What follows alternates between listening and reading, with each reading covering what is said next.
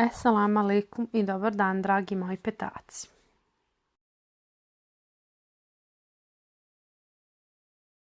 Na prethodnom času pročitali smo sažetu radnju romana, Roman o Novčiću. Na današnjem času pokušat ćemo da odgovorimo na pitanja i analiziramo likove i događaje iz ovog dijela.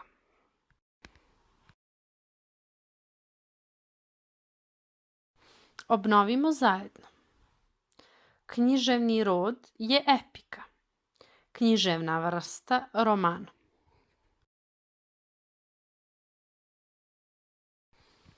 Razgovarajmo o dijelu. Ko je glavni junak ovog romana? Ko nam pripovijeda ovaj roman? Koje su nedaće zadesile ovaj Novčić? Koje su cjeline prikazane u romanu? Koja su osjećanja iskazana u ovom romanu? Gdje se odigrava radnja ovog romana? Ko je u središtu zbivanja ovog romana? Razmislite. Koja je svrha novca?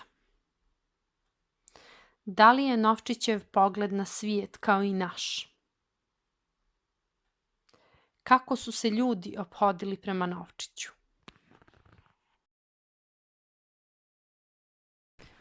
Protumačite. Novčić osjeća tugu, strah i uzbuđenje.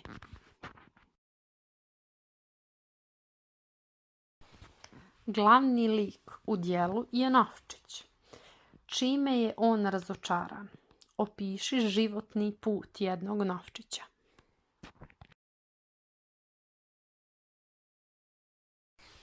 Ostali likovi u dijelu.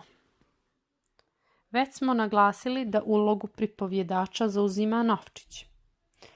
Da li je on prisutan posmatrač događaja ili je direktno uključen u zbivanja?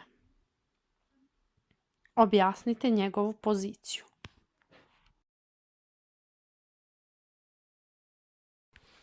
Tema i ideja.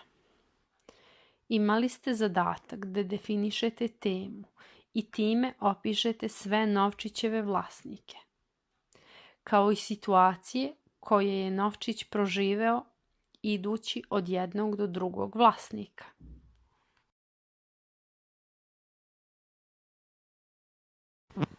Hvala na pažnji, dragi moji petaci.